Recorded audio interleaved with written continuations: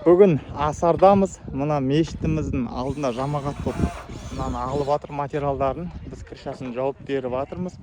Мына мешітімізге қызметке келген молдалар тұратын үй болады. Алла нәсіп етсе, алдын кеп балкасын қойып беріп кеткенбіз. Кейін стропиласын қойдық. Бос уақытымызда кеп крышасын жауып береміз дедік. Бүгін Алла нәсіп етсе 3 бригадамыз келді. Бір шетінен риксін қағып жатыр, бір шетінен шифрын ұрып жатырмыз. Алла нәсіп етсе бүгін бітіп кетеміз. Мына кісі осы жерде молда.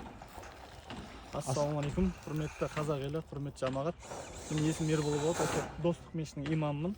Мына жерде тұрған үй Достық мешітіне қызметтік үй имамдарға. Мен келем, болмаса басқа да имам тұрады. Бұл жерде келесіп, яғни қандай имам келсе де осы мешітке, осы үйге келіп тұрып, мешітте қызметін жасайды.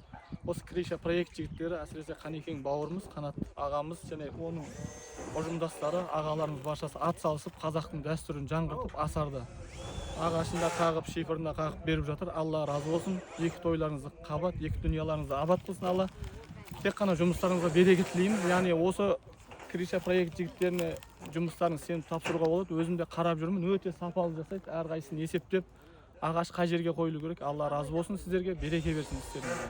Рахмет. Алла нәсіп етсе, бүгін бұйыртса бітіп кетеміз. Болмаса ертең істеп береміз.